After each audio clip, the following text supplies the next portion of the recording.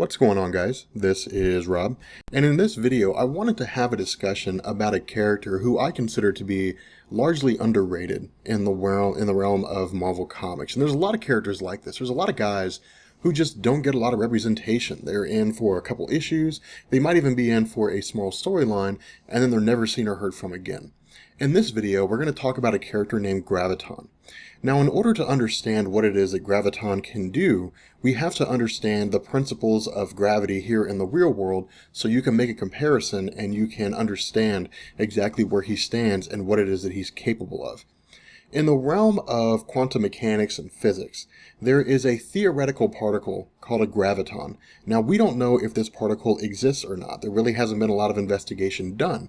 And without going into a great big huge discussion on quantum gravity and quantum electromagnetism, we're just going to say that this particle is kind of unknown to us. Now, the gravitational pull of an object is relative to the density of that object. Now, just because an object is large does not mean that it is dense. Take the planet Earth, for example. The planet Earth is colossal compared to the size of your average human being. According to the CDC, the average man here in the United States is about 5 feet 7 inches and about 195 pounds. Now, you may be strong enough to physically punch through a piece of wood or to even punch through a piece of concrete. But on the molecular structure, on the atomic level, you're largely empty space.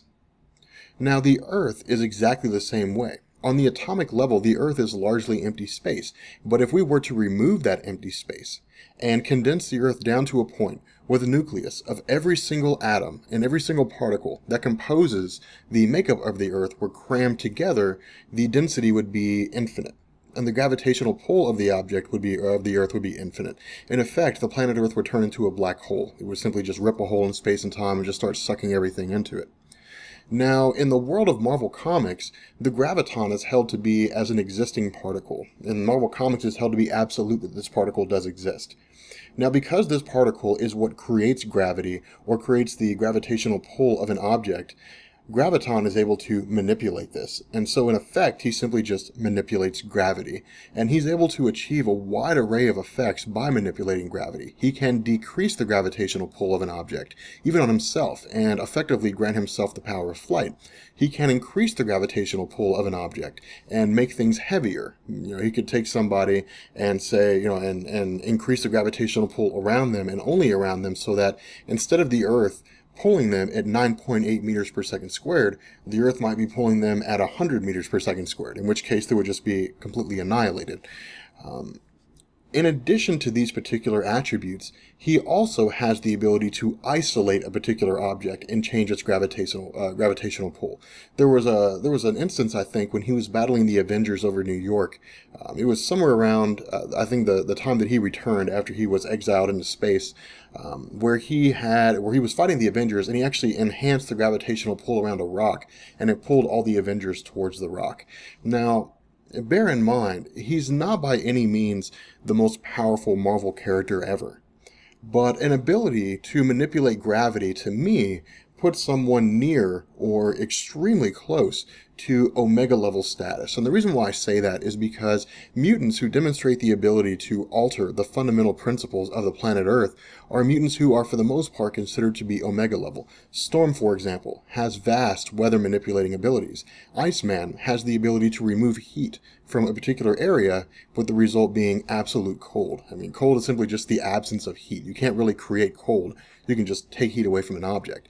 Now, the reason why Storm is considered to be Omega level is just because of the fact that her ability to manipulate the weather could change the entire ecosystem of the world. With Iceman, it's the same way. With enough time and enough energy and enough power, Iceman could drain all of the heat out of the planet Earth into himself, perhaps take on some colossal form. We don't know what would happen, but it would vastly change the ecosystem, if not destroy all life on the planet.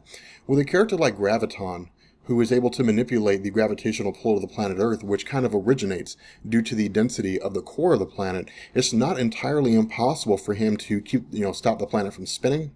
It's possible for him to simply move entire land masses, to simply relocate the entire North American continent somewhere else, to relocate Australia or Africa. These are powers that are entirely within, or these are abilities that are entirely within his power range.